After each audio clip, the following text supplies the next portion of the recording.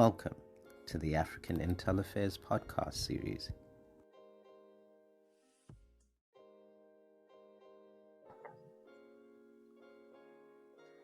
Abiola, thank you so much for making the time to have this conversation with us. And without further ado, I would like to ask why you think it is that there is an increase in kidnappings, especially since, as we take a look at the security situation in Nigeria, we understand there's quite a number of different hotspots for different kinds of insecurity. But one thing that we've noticed is that there's an increase in kidnapping for ransom. It's been a while since the Bring Back Our Girls debacle, and we thought that it would only be once, but we're seeing that it seems to have encouraged more of a spur of these kinds of incidences, and they've been on the rise despite the government and many other security actors trying to push back on this. Okay, thank you very much for giving me the opportunity to be on your program. I really do appreciate, and I'm honored to say. When you look at the recent increase, the surge in the cases of kidnapping in Nigeria, I think there's actually a shift from what we used to know about kidnapping in Nigeria. Because as at 2006, when we had the Niger Delta militancy, it was basically kidnappings around the Niger Delta region, where militants actually kidnapped high-profile individuals. But recently, what we've had in Nigeria, we've had the kidnap of school students, and the reason being that school students are easy targets. And then we also need to look at the geography of the northern region, which is the locus of the activities of the bandits. So when you compare what we experienced in 2006, early 2000, with what we currently have, then you understand that we are actually seeing a likely inception of another terror group. Because when Boko Haram started, in 2002, 2003, and then when we had the Boko Haram uprising, we realized that the economy of Boko Haram was primarily based on kidnap for ransom. So I actually believe that the surge in the cases of kidnappings in Nigeria can be linked with the splintering of Boko Haram, and then it could also be linked with the poverty situation in the northern part of Nigeria, basically the socio-economic conditions. Recently, one of the kidnappers that was apprehended confessed to the police that because of lack of opportunities, that was why he actually resorted into kidnap for ransom. And now we are seeing that kidnap for ransom has become very, very lucrative, because when you kidnap school kids, it raises a kind of emotions among the general populace. And then it even draws international media attention, because they believe that children are actually vulnerable and then they should be regarded as such. We saw what happened in Chibok in 2014 when 276 school girls were actually abducted. We saw how it went viral, even drawing attention from Michelle Obama, drawing attention from different persons around the world. So that is the reason why we are having a surge in cases of kidnapping. And I would like to note that what we are experiencing in Nigeria right now is an advanced kidnapping, because we may actually think the kidnappers, the bandits, they are less educated. But what I strongly believe is that this set of individuals, they have sophisticated knowledge. They are masterminders, like they are very, very good strategists, because they understand that by the time they kidnap kids in school and then the government fail to respond, the government in Nigeria is already losing its legitimacy. So if the government fails to actually respond quickly, if they fail to probably pay ransom, then they are going to lose more of their legitimacy. Kaduna State is one of the causes of kidnapping in Nigeria, and then the government has lost its legitimacy. Basically, that's what I would say, because the governor that's El Rufai came out recently to actually make a statement that he doesn't support ransom, payment of ransom, and that anybody that is caught paying ransom would actually be dealt with. This bold statement means that the government doesn't have any kind of measures in place to actually contain or defeat this threat that we call a pandemic, because it has actually become a pandemic in Nigeria. So if we are looking at it, there's proliferation of kidnapping in Nigeria, and it's because this business has become very, very lucrative. And one more thing that I would like to mention is the complicity. There's a kind of complicity between, let me say, I wouldn't want to say this, but let me just say that there's a complicity between with the government security forces. In 2019, a top kidnapper was arrested by his name is Wadume. When Wadume was arrested, it was based on intelligence that he was actually apprehended, and when he was arrested, he was supposed to be transferred by the police because they were on a covert operation. They were not wearing their normal uniform. So when they were passing through the highway, they were stopped by the military at the checkpoint. Even though the police identified themselves by showing their ID card, the military guys that had been probably pre-informed about their passage through the checkpoint shot dead these police officers, and then they freed this kidnapped kingpin. So this kind of egregious scenarios brings to mind that probably there's a kind of complicity. Maybe some persons at the aim of affairs, probably, or people, government officials, or even security operatives, like top security operatives, are actually stakeholders in this kidnap business. That's my own personal opinion, and I'm subjected to my own personal opinion. So what we're having in Nigeria now is not just the kidnap business that we used to know. Now we are seeing a rise in abduction of school children, and it is because of the vulnerability. When you go to most schools in the northern part of Nigeria, they are exposed, they are susceptible to violent attacks. You go there and then you see that there's no additional security layers to keep these children protected, and by the time they are being kidnapped, there's no way the government would want to pay ransom. So I believe that these perpetrators of these heinous crimes, they are actually strategists. That's just it. So kidnapping business is impaired by the socio-economic conditions in Nigeria, and then the geography of the locus of these activities. To actually highlight another point, in early 2021, some set of school students were kidnapped in Kaduna State, and where they were kidnapped in Afaka. Afaka is the same area where the National Nigerian Defense Academy is located. If 27 students were kidnapped in Afaka, and it took the Nigerian military, it took them 1 hour to actually respond proactively to that distress call, then that brings a question about the willingness of the government, not excluding government security agencies, to actually deter, defeat, and detect this ongoing threat. So that's my personal opinion about kidnappings in Nigeria.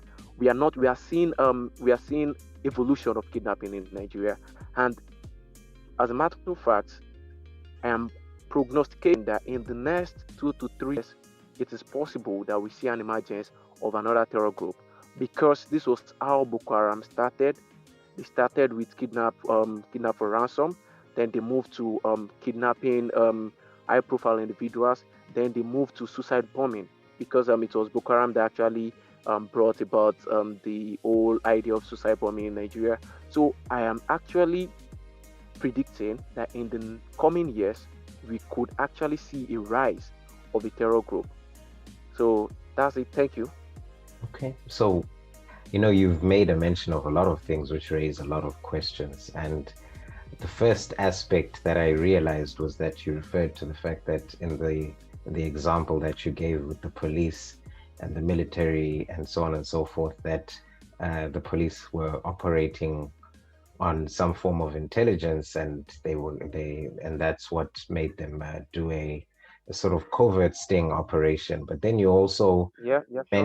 mentioned the complicity of security forces in some of this, and also you make reference to the whole kidnapping as a kidnapping business. So I have a couple of things that I would like us to reflect on, and one of those is that if as as you say with this very alarming story, these police were carrying out an operation. Okay.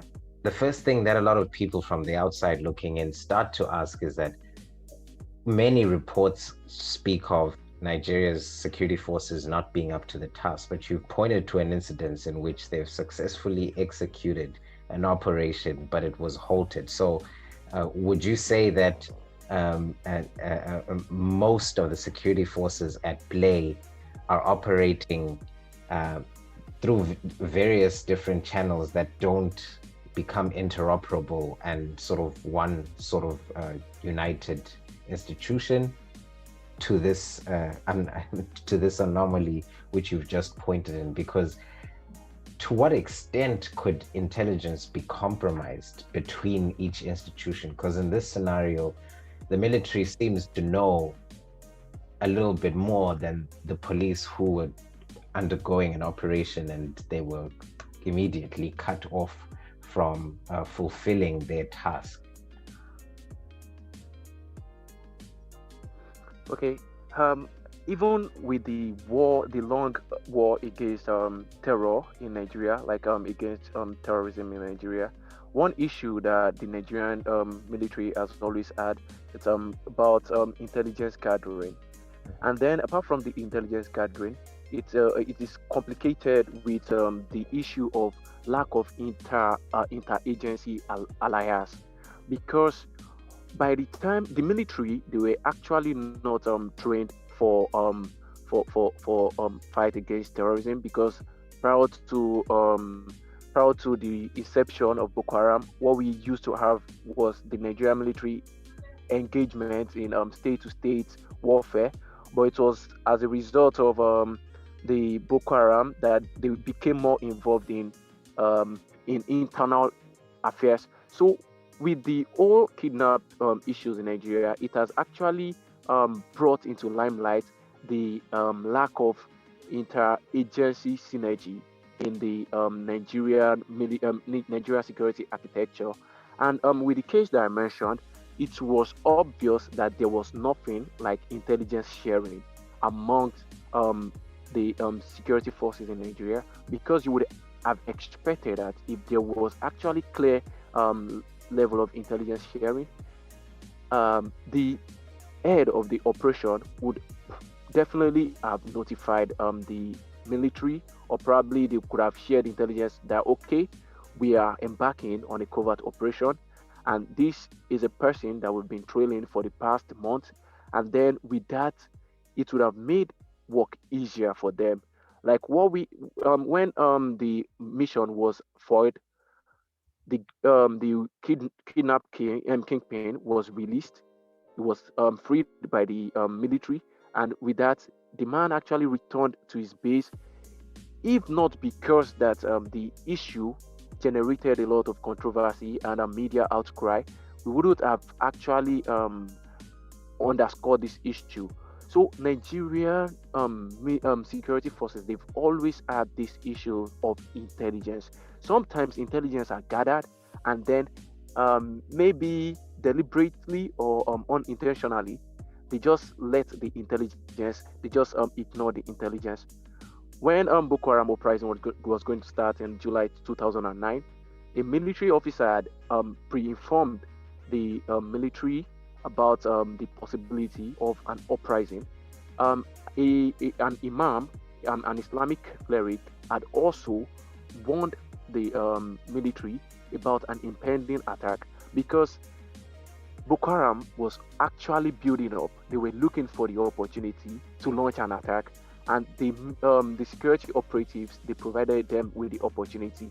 So the issue that Nigeria has always had, but I wouldn't say Nigeria because even with the Mumbai attack in India, they were also supplied with intelligence. Most of the terror attacks, most of the operations that led to different casualties, it was obvious that most of these attacks were as a result of probably intelligence being ignored, kind of. So that's just it. And Nigerian government must really, really, really up their game in the fight against the banditry by making sure that they improve on intelligence gathering and intelligence sharing. And that would mean bringing every stakeholders on board. That is what we have in with the recent developments with counterterrorism in Nigeria. They are trying to bring every concerned agency on board. The Nigerian police force, the DSS, which is the primary agency saddled with the responsibility of intelligence gathering in Nigeria, and then they're trying to bring the National Intelligence Agency. They're trying to bring NSCDC, that's the Nigerian Civil Defense Corps. They're trying to bring everybody on board so that intelligence can flow smoothly, can be gathered without any kind of jaundice. They're trying to share intelligence because without collaboration, without a reasonable and reliable collaborative effort, we can expect that these banditry, this recent surge in cases of kidnap would be prolonged, just like we have it with the Boko Haram terrorism. Okay, so another thing that we need to have the opportunity to reflect on is this issue of how to deal with ransom, because as you said, that this is emerging to be a kidnapping business, and the implicity of other actors, and you describing it as something very, very sophisticated in terms of operation execution. It sounds like there's a confluence with larger criminal networks, which may be related to a certain extent of the infestation of corruption. But I know that in other professional circles, one view that you're pretty infamous for is saying that ransom should not be paid. And some people seem to think that that is a callous position to take, or maybe too rigid to take when you have to consider life. So this is your opportunity to affirm why it is you believe ransom should not be paid under any circumstances, despite the dilemmas. This question is actually a very provocative one, and then it divides opinion largely. But payment of ransom is a very tricky one, because if you continue to pay ransom, that means you are actually incentivizing these kidnappers.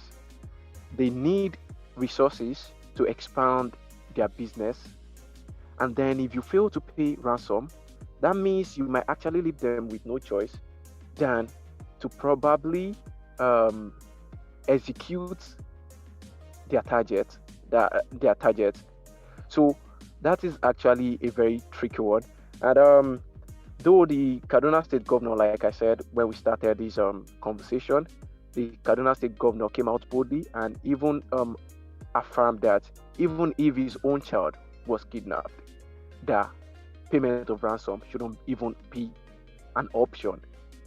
The President Muhammadu Buhari, also came out recently to actually criticize governors that were actually in the habit of paying ransom, probably trying to negotiate amnesty deal for kidnappers. But the truth of the matter is that let's draw inference from what happened recently at Kaduna State. Some students of Green Spring University, they were actually abducted by suspected gunmen, and when they were abducted, they demanded for ransom, and then they gave a deadline for the payment of the ransom. What happened was that the delay in the payment of the ransom resulted into something very significant, something that drew media outcry, something that touched many people's emotions. They killed 2 students out of the students that were abducted, and after killing these 2 students, and then they still felt they were not getting any kind of quick response, they killed another student. So event like this puts one in a very difficult situation to actually acquiesce to maybe payment of ransom is the way forward, or recommending another viable solution to this emerging threat. Personally, I would suggest that ransom payment be be abolished totally, because by payment of ransom you are strengthening the capacity, you are strengthening the financial capability of this bandits to actually go on with their heinous crimes. So alternatively, what should be recommended? That is the major concern right now. And from there, I would still go back to what we discussed earlier, and I'm still going to maintain my stance. I believe there's complicity, and when this is not addressed, there's no way forward. Most of the ransoms that have been paid, they were paid into certain bank accounts. If these accounts are untraceable, then I wonder the kind of capacity the financial institutions in Nigeria, I wonder the kind of capacities they have. I was speaking with a United Nations officer, and then we were talking about tracing the financiers of Boko Haram, and then she told me that getting the primary financiers of Boko Haram would be a difficult one, because by the time you try to go through the whole legal process, that is going to take time, and then it's quite complicated. And that is because the financiers of Boko Haram, they don't reside in Nigeria. So by the time you start going through the whole paperwork and all, then everything gets complicated. But that is actually obverse to what we have been here in Nigeria with kidnappers, because this set of individuals, they reside in Nigeria. They have an account, a bank account details registered in Nigeria. So why can't we have a collaborative effort between the financial institutions, the judiciary, and then government security forces, so that by the time bandits realize that this modus operandi of ours has been subverted by the government, then they would actually probably try to be creative about it, and that's where a resilient military, a resilient security apparatus will come in place. So until Nigeria's government is ready, that's where the issue of political will comes in.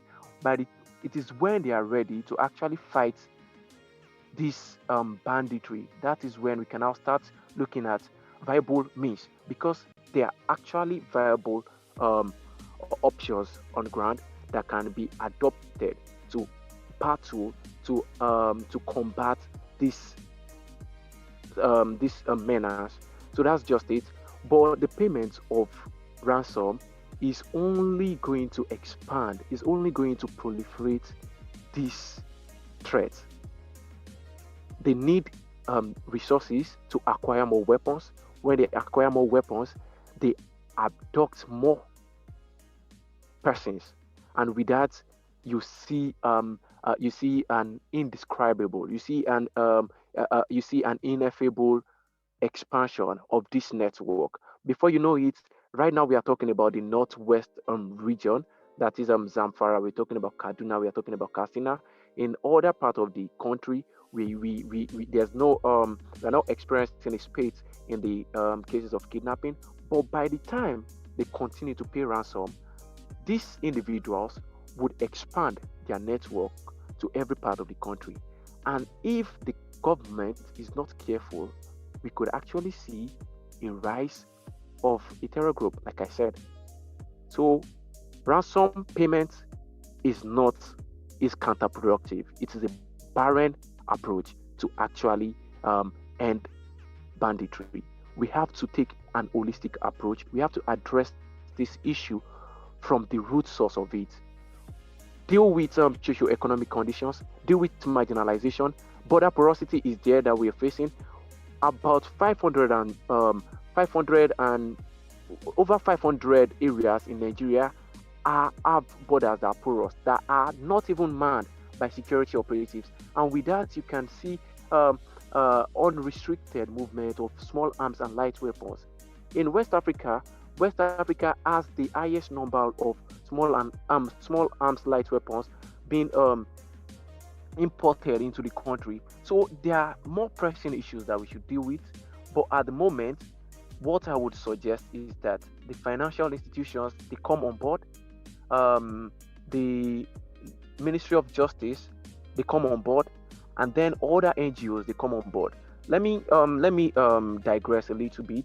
There was a time that I was working on a criminal case with someone, and then an armed robbery was actually an armed robbery happened, and then the individual that was involved, the loan actor that was involved, actually transferred money from the victim's account to another person's account.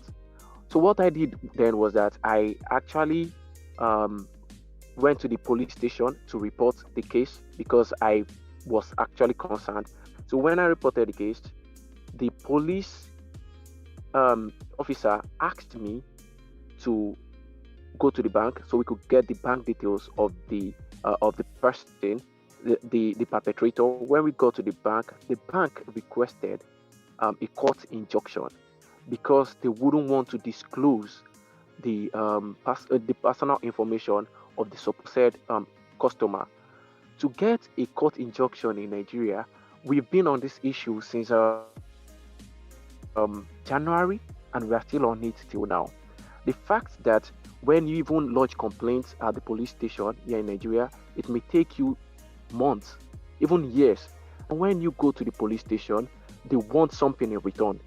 For them to expedite action on the case you are bringing to them, you have to pay them. By the time you pass through this kind of sweaty process, you even want to give up trying to probably get justice. And where there is no justice, that is when you see that's when crimes grow. A country where there's laxity in the criminal justice system, go to that kind of country, you see various crimes grow in that kind of country. So Nigeria has to address pressing issues. Those are the pressing issues that these bandits, these kidnappers have taken advantage of. Laxity in the criminal justice system is one of them. Socio-economic conditions, one of them. Then you look at marginalization, one of them. Then you look at the response, the nonchalance attitude of the government.